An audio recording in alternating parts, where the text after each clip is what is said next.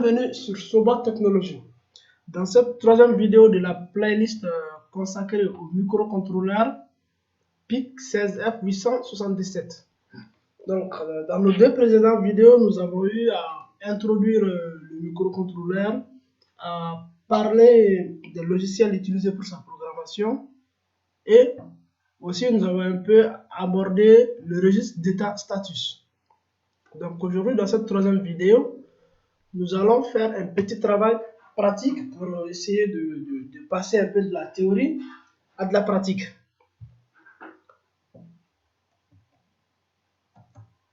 Nous allons essayer de réaliser un compteur BCD modulo 10 avec notre microcontrôleur. Donc modulo 10, ça veut dire que c'est un compteur qui peut compter jusqu'à 10. Donc, en plus du microcontrôleur, nous aurons utilisé un afficheur 7 segments à cathode commune. Donc, c'est sur cet afficheur que sera affiché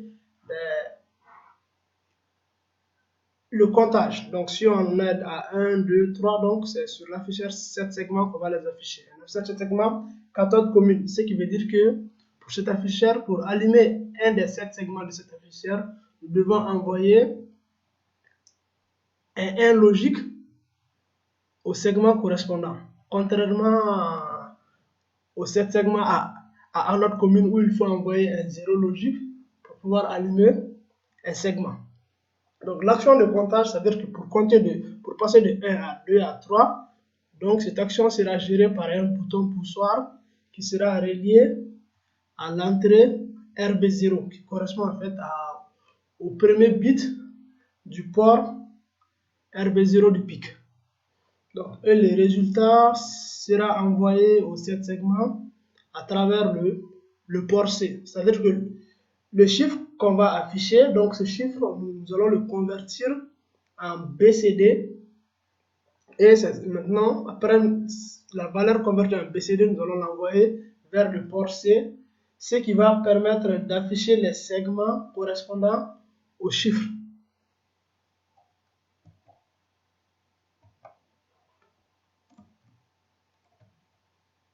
Donc là, maintenant, voici un petit tableau de conversion. Donc là, on a à droite le code BCD correspondant aux différents chiffres décimaux que nous allons afficher sur notre 7 segments. Donc, vu que c'est un 7 segments, donc nous ne pourrons afficher que des 0 à 9. Donc, si nous commençons le comptage de 0 à 9, donc ça fait exactement modulo 10, donc parce qu'on a démarré à 0. Donc, ça veut dire que le 9 correspond à notre 10e comptage. Donc là, voilà, vous avez là à droite les codes BCD correspondant aux chiffres décimaux qui seront affichés sur notre affichage 7 segments. Maintenant, nous passons au schéma. Donc voilà le schéma, je l'ai édité sur Proteus. Donc là, voilà, on a ici le port C qui est connecté aux différents 7 segments avec une résistance avec une résistance de 230 ohms. Donc, ce qui va permettre d'atténuer un peu l'intensité qui sortira du port C vers l'afficheur afin de protéger les LED des segments. Donc là, on a un transistor de N2222. Parce qu'en fait, pour permettre d'allumer l'afficheur, il faudra qu'on connecte ce port comme là au GND. Donc, l'intérêt de ce transistor, c'est qu'elle nous permet en fait de commander l'allumage de l'afficheur. Donc ici, en envoyant un logique sur la base du transistor, donc nous connectons le collecteur à l'émetteur. Donc ce qui va permettre de connecter le COM au GND. Donc de permettre l'allumage des différents segments de l'afficheur, de notre afficheur. Donc en plus de ça, on a là notre bouton poussoir qui va nous permettre de compter, qui sera relié à RB0. Bon, ce schéma il est très important parce que c'est grâce à ça que nous allons pouvoir configurer nos différents entrées et sorties. Donc vu qu'avec l'afficheur c'est au PIC d'envoyer l'information à l'afficheur. Donc, ce port-là sera configuré en sortie.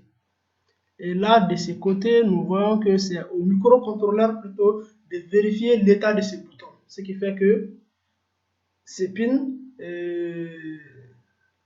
ce bit RB0 doit être configuré en entrée digitale, puisque le signal envoyé aussi est digital.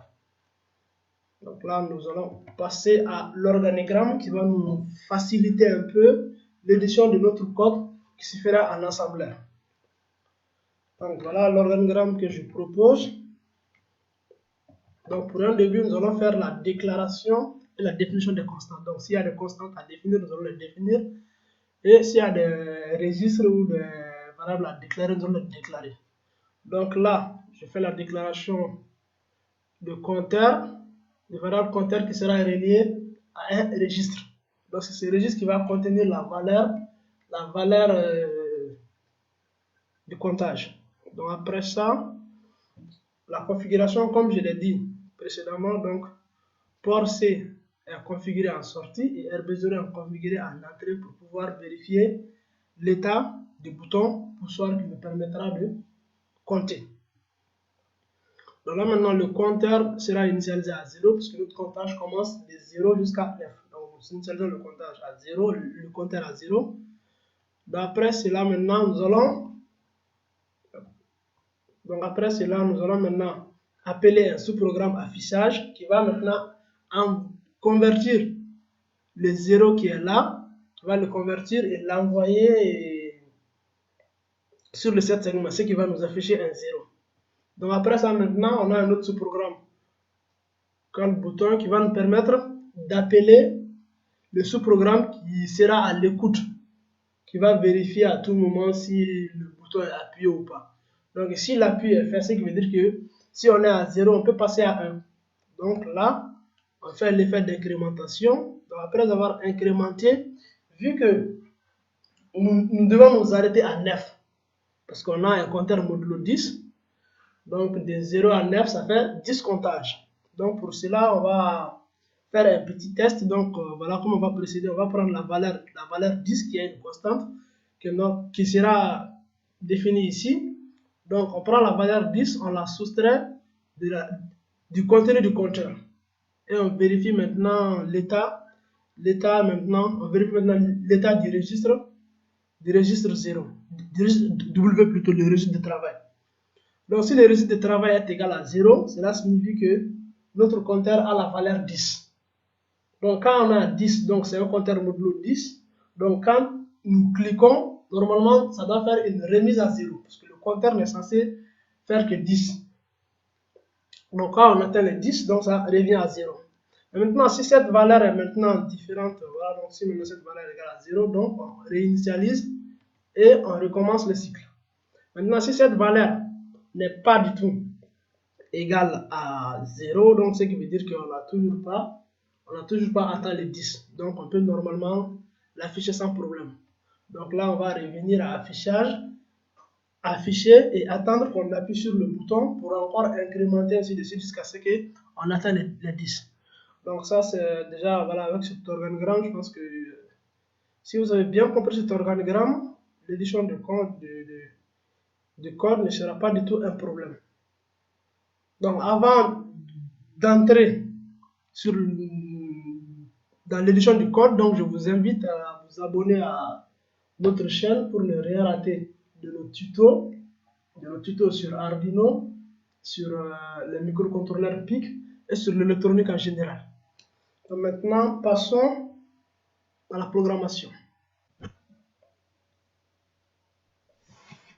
Alors, pour un premier temps, donc, nous avons là les directives d'assemblage pour MPLAB.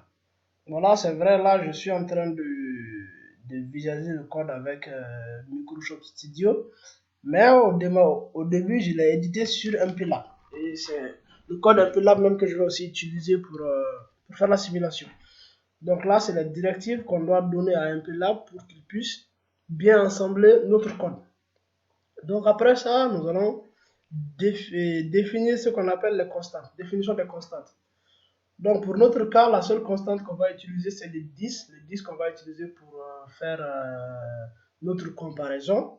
Donc là, je vais utiliser le just define. Donc l'instruction c'est la suivante, c'est just define l'étiquette et la valeur qui est reliée à l'étiquette. Donc ça veut dire qu'à chaque fois que je vais utiliser le 10, donc c'est comme si j'utilisais la valeur décimale 10 qui est là, Donc ce qui me fait de définir cette constante. Donc de lier une étiquette à la constante 10. Après je vais définir un registre. Donc le registre compteur. Donc c'est le registre qui va contenir les valeurs qu'on va afficher lors de notre comptage. Donc là, la syntaxe est la suivante. Donc on a là le nom de l'étiquette. On a là les voilà, equally, donc EQI qui veut dire en réalité que cette étiquette est égale à cette adresse-là. Ce qui veut dire qu'à chaque fois que j'utiliserai un compteur dans une ligne de code, c'est comme si je suis en train d'accéder au registre se trouvant à cette adresse. 0x24.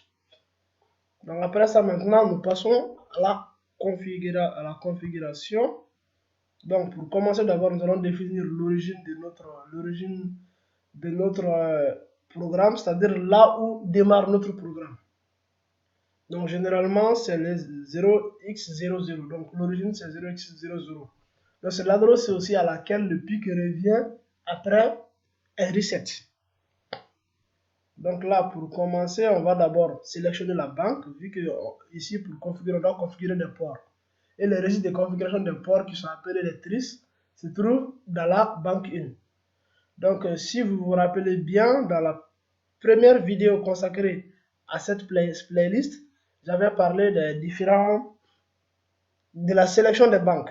Donc, pour sélectionner la banque 1, il vous suffit de mettre dans ici, comme on l'a fait ici, le BCF status RP1. Donc, bit clear file. Donc, le bit, c'est comme si on mettait 0 dans le bit RP1. Le bit RP1 du registre status. Donc, ici, donc, la seconde instruction bit set file status RP0. Donc, ici, on met, comme si on mettait la valeur 1. 7, donc on met la valeur 1 dans RP0. C'est pas PR, c'est RP0. Donc, ce qui fait la combinaison 00, ce qui veut dire que on est en banque 1. Donc, on vient de se placer en banque 1 comme ça. Donc, ce qui peut nous permettre d'utiliser les registres tristes. Donc maintenant, pour notre cas, les deux ports dont nous aurons besoin, c'est d'abord, on aura besoin du port C qui doit être mis en sortie parce que on va envoyer des données via ce port-là. Donc, c'est très simple pour mettre un port en sortie. Donc, il faut seulement remplir les 7 bits de son registre de 0. Donc, je fais un move LW, donc je mets la valeur 0 dans W et je le transfère dans le registre C. Ce qui donne port C en sortie. Donc après avoir mis port C en sortie, on va mettre là ici on va mettre là ici le bit RB0 auquel est relié notre bouton poussoir. Donc vu que le bouton poussoir lui est relié, donc on va l'utiliser pour vérifier l'état du bouton poussoir, pour savoir si elle est appuyée ou pas. Donc elle va recevoir une information, ce qui veut dire que on doit la configurer en entrée. Donc on va utiliser l'instruction BSF, donc bit set file, qui permet de mettre à 1 le bit ciblé qui est ici le RB0. Donc là, après avoir configuré nos différents ports, on va revenir en banque 1. Donc on va revenir en banque 1. Donc là, il me suffira uniquement de mettre 0 dans BCF, ce qui fait la combinaison 00, ce qui fait la banque. La banque 0 plutôt, pas banque 1, mais banque 0. Donc après ça, nous allons initialiser, vu que notre comptage, ça va commencer de 0 jusqu'à 9. Donc au tout début, on est à 0. Donc ce qui veut dire qu'on doit mettre 0 dans le compteur. Donc la première valeur que le compteur va contenir, c'est les 0. Donc, et là, je pouvais utiliser ça, utiliser le mobile W et après le transférer dans le registre. Sinon, on a une autre solution. On a l'instruction clear F qui permet de mettre le contenu du compteur à 0. Donc, j'utilise clear F ici pour initialiser le contenu à 0. Donc là, on va venir dans le programme principal. Donc, tout d'abord, conformément à notre organigramme, on va appeler le sous-programme affichage. Donc, lui, il va afficher la valeur qui se trouve là. Donc, il va afficher le 0. Après qu'on ait affiché le 0, on va maintenant faire appel au sous-programme de gestion du bouton poussoir, qui va s'assurer que le bouton poussoir est appuyé et relâché. Et si vous appuyez le bouton poussoir et que vous le relâchez maintenant, il va revenir ici et incrémenter la valeur de compteur. C'est-à-dire si on est à 0, on passe à 1. Parce qu'on a appuyé sur le bouton, donc on passe à 1, donc ça fait compteur. L'incrémentation, c'est un compteur égal à, c'est comme compteur reçoit la valeur précédente du compteur, plus 1. Donc on incrémente de 1. Donc après avoir incrémenté, on doit bien s'assurer qu'on n'a pas dépassé, puisqu'on a un compteur modulo 10, donc il est censé compter que jusqu'à 10, donc de 0 à 9. Donc si on arrive à la valeur 10, on doit faire une remise à 0 parce que notre compteur n'est censé compter que de 0 à 9. Donc pour éviter qu'on ne dépasse pas cette plage-là, on va procéder à une vérification. Donc pour ça, on va commencer par mettre le contenu du compteur qui est là, dans W. Et là maintenant, on va faire une petite soustraction. Donc, on fait les 10 moins le contenu de W et le résultat sera placé dans W. N'est-ce pas? Donc si on place le dans W, et comme on l'a vu dans la vidéo consacrée au registre status, avec status, on peut vérifier si le résultat d'une opération arithmétique qui a eu lieu précédemment est 0 ou pas. Donc ici, au lieu de vérifier si c'est 0, moi je vais plutôt vérifier si ça ne l'est pas. Donc ça va faciliter en fait le fonctionnement du reste du programme. Donc là, je vérifie si le bit Z est égal à 0. Donc s'il est égal à 0, ça veut dire que le résultat de notre soustraction est différent de 0.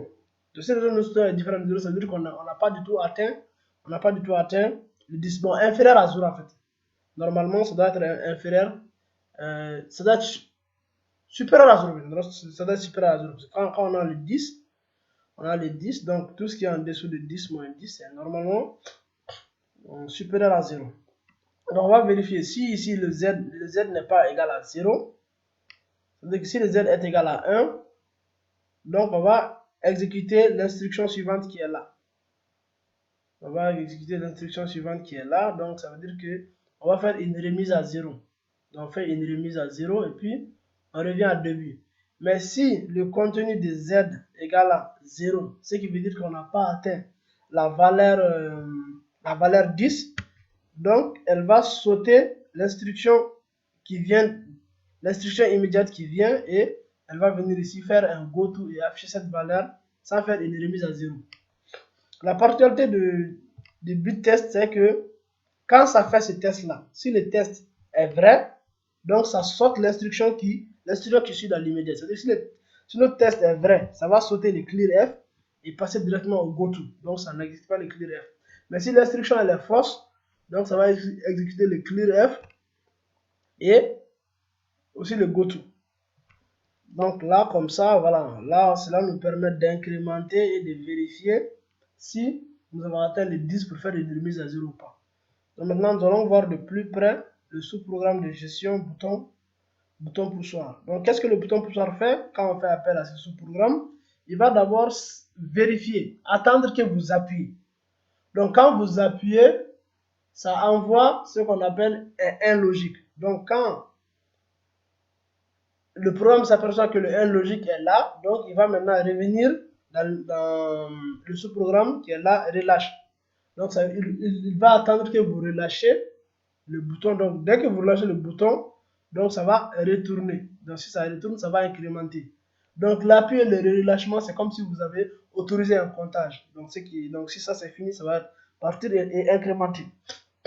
Donc maintenant, après ça, on a l'étiquette, on a le sous-programme conversion. Bon, le sous-programme conversion, en fait, elle est utilisée ici, dans l'affichage. Donc, parce que dans l'affichage, qu'est-ce qu'on va faire? On va envoyer la valeur du compteur dans W, n'est-ce pas? Et on va faire call conversion. Donc, en faisant appel au sous-programme de conversion, la valeur du compteur qui est dans W ici, qui est en décimale, elle sera convertie en BCD. Donc, ça se fait comment? Donc, ici, on a là. Donc, cette instruction add FW, elle va ajouter le contenu de W au PCL. Donc, en ajoutant ça, cela nous permet de parcourir les lignes de code qui sont là. Donc, en commençant par le début là, on a le code des 0 et ainsi de suite. Donc, par exemple, si on avait dans W la valeur 3 et qu'on avait ajouté au PCL, donc on allait se retrouver ici, 0, 1, 2, 3. On allait se retrouver ici à 3. Donc, avec cette instruction RTLW, elle va nous retourner ce code-là qui est là, elle va nous la retourner dans W. Donc, quand elle va retourner, on va retrouver cette valeur-là qui est déjà dans W. Donc, c'est cette valeur qu'on va envoyer au port C pour l'afficher sur le 7 segments. J'espère que vous avez déjà remarqué. Sinon, vous verrez que dans le code que j'avais fait, dans le tableau que j'avais affiché précédemment, et celui-ci, il y a une petite différence. Voilà, au niveau des 7e bits. Donc, on a là ici, les 7e bits sont à 1. En fait, les 7e bits là qui sont à 1, c'est dû à au transistor. J'avais parlé de l'utilité du transistor. Donc, pour que l'afficheur soit allumé durant tout le temps du comptage, c'est qui est notre souhait. Donc, il faut qu'on envoie un 1 sur le RC et 1 sur le RC7 pour envoyer un logique sur la base du transistor et permettre voilà, pour que le transistor soit passant et que la sortie comme de cet segment puisse être connectée au GND. Donc c'est pour cela qu'on a des 1 ici. C'est pour cela qu'on a des 1 ici. Donc ça c'est uniquement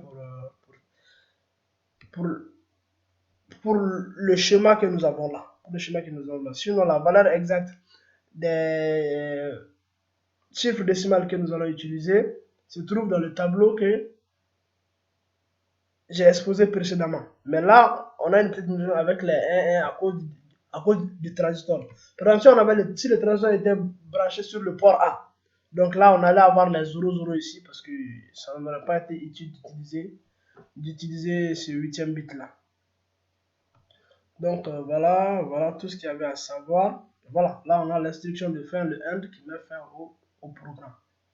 Donc voilà tout ce qu'il y avait à savoir sur le programme de notre compteur BCD modulo 10. Donc maintenant nous allons passer sur Proteus pour simuler ça.